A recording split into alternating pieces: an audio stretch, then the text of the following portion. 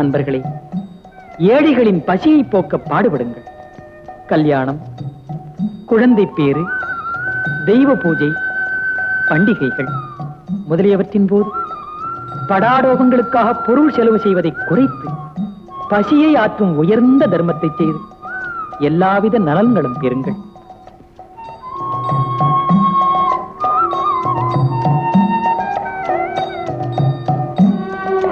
இன்று தொடங்கப்படும் நமது தர்மசாலை அன்பர்களது ஆதரவினால் இதை நாடி வரும் ஏழை மக்களின் பசிப்பிணியை அகற்றும் கைங்கரியத்தில் என்றென்றும் நிலைக்க அம்பலவானது அருள் புரிவாராக.